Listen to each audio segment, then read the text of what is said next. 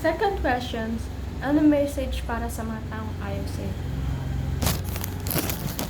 Third question, kung pagpipiliin ka, kung anong mas gusto mo, yung dating ikaw o dating ngayon? dating. The fourth questions is, pinagsisihan mo ba yung nangyari sa buhay mo? The seventh question, happy ka ba sa buhay mo ngayon? Hey, watch my video! Hi guys! Welcome to my vlog. So for today's video, ang gagawin po natin is Q&A. So I asked my cousins, friends, yung mga taong malalapit po sa akin, I asked them to question about myself o kung ano yung mga tanong na hindi pa nila natatanong sa akin. So let's start it. So I have a 10 question na tinanong nila sa akin. So let's go. First questions. Anong message mo sa younger self? Ang message ko for my younger self, so I'm proud of you dahil lahat ng pagsubok na dumarating sa'yo is na lalagpasan mo. Then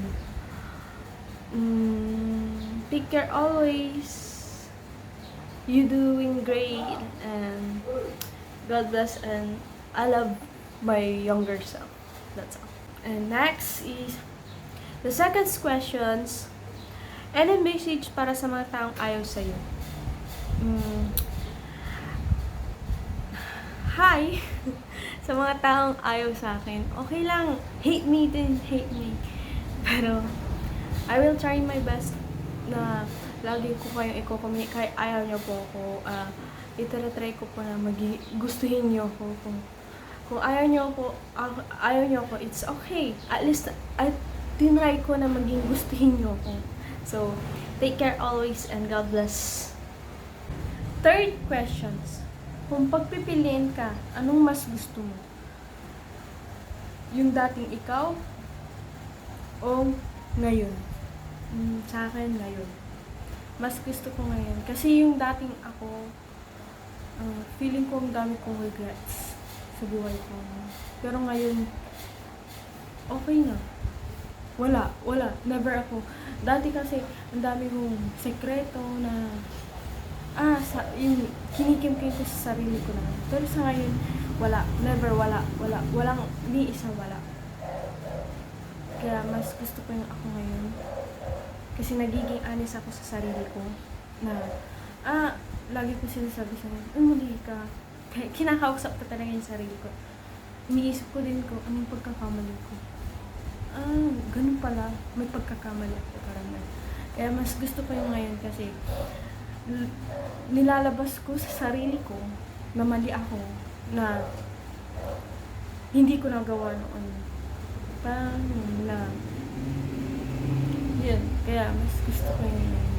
Kasi yung daming nagbabago eh. Na especially sa mga taong nakakasama ko. Kala ko noon, friends ko pa rin sila. Pero ngayon, hindi pala. So, mas prefer ko po yung ngayon. Kasi dati, hindi ko talaga nalalabas yung sarili ko. Ngayon, nagagawa ko na inalalabas, na hindi ko na siya nilalabas ko yun, kinikento ko sa lahat ng mga tao sa paligid ko, na lalo na sa akin na kinikwento ko rin sa sarili ko na ganun pala. Pinaparealize ko yung sarili ko na may mali din ako. Mali pala yun. Karamihan. Kaya mas gusto ko yung ngayon. Fourth question, pinagsisihan mo ba yung nangyari sa'yo? No? Never. Hindi ko yung pinagsisihan. Never. Wala akong pinagsisihan sa lahat ng nangyari sa akin ngayon. It's a blessing for me. Tinanggap ko itong blessing dahil may binigyan ako ng Panginoon ng isang blessing na pogem baby ko. At binigyan din ako ng another na isang taong special for me, na binigyan pa ako ng taong he take care of me, na mamahalin pa ako ng hanggang sa dulo. Kaya I'm blessing sa lahat ng nangyari. Lalo na yung, I'm blessing.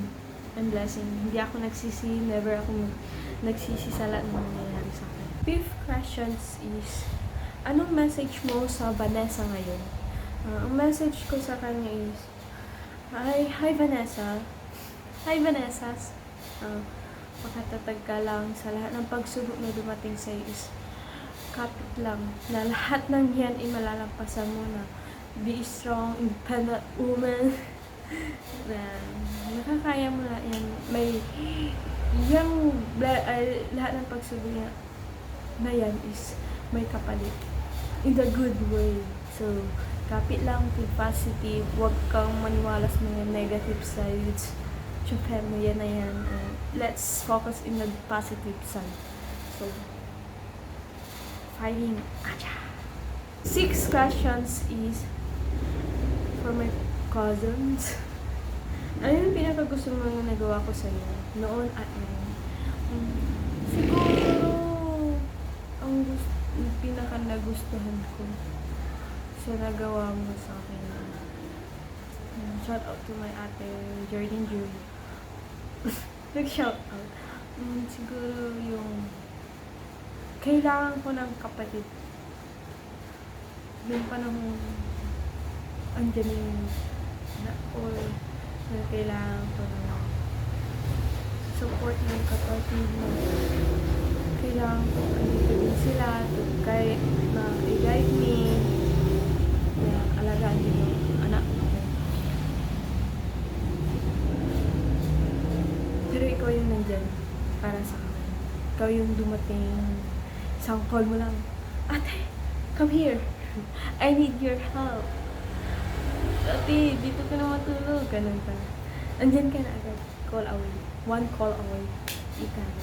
So, yun yung pinakagusto ko sa'yo, ate, na lagi kang andyan para sa akin. Isang tawag ko lang sa'yo na punta ka dito, ganyan. Maasahan ka sa lahat ng bagay. I'm very thankful dahil kain din man kita kadugo, kain di man kita kapatid. Na totally kapatid. Andyan ka bilang isang at ko, kapatid ko. Pinatuloy sa kanya. Parang ikaw na yung tuloy ko talaga. So, 7 questions is, 7 questions is, happy ka ba sa buhay mo ngayon? Yeah, I'm happy. I'm great. Dahil sa buhay ko ngayon is may dalawang taong expression sa akin na nagpapasaya sa akin every night, every day, every lunch, every time, every month, every year. Na andyan para sa akin na pasayin ako. Kahit may, lalo sa asawa ko na kahit alam nyo, stress ako, may iniisip ako,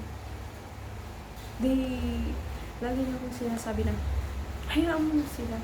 Hayaan mo na yung mga bagay na negative side sa'yo. Just take the positive. Hayaan mo na sila, kaka-stress mo lang. Then, sa anak ko din, sa happy ako kapag naglalaro kami, I'm happy. Then, may kasama ako sa bahay ng pinaka-cute na pinaka-sweet. Overload na sweet. Kung talaga makikita nyo lang sa mga video, I will take the sweetness of my son. So, I'm happy. Masaya ako sa buhay ko. No more sad, no more. Happy talaga ako. For the 8 questions is, love mo ba ako bilang matalik na kaibigan? Yes! Pada. Yes! Opo, love na love po kita. Sobrang love kita kasi. Andyan ko palagi. To listen to my problems. Wow. English yun. To listen to my problems. Yes! Na andyan ka to guide me in my wrong. Andyan ka na nakikinig sa mga problema ko.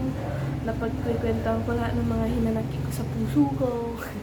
Sa mga tinatago ko na hindi ko malabas kung saan ko ikukwento. Andyan ka para sa akin at nakikinig ka sa mga lahat ng bagay na gusto kong sabihin at gusto kong ilabas na I'm very, very thankful. Tapos, sobrang love na love kita. Minsan na, tinuturing na kita sister.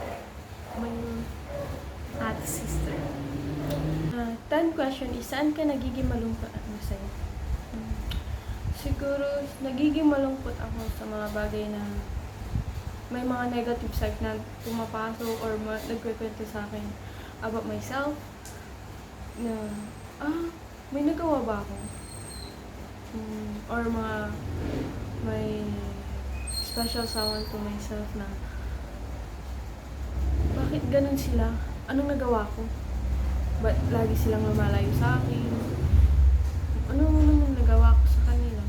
Wala naman Parang ganun. Doon ako nalulungkot. Yung madami akong iniisip na negative vibes. Doon ako nalulungkot. Sa masaya naman, nagiging masaya ako sa anak ko. Lalo pag kabando ko siya. Sa asawa ko, kapag nagbibiruan kami. Yun. Tapos kila mama, papa. Sa kapatid ko, lalo pag inaasahan ko siya. Hindi na ako nagiging masaya. At malungkot. Next question, the last question is, na-miss mo ba ako kabanding? Yes. Sobra ka na na-miss. Sa mga food trip, kwentuhan, sa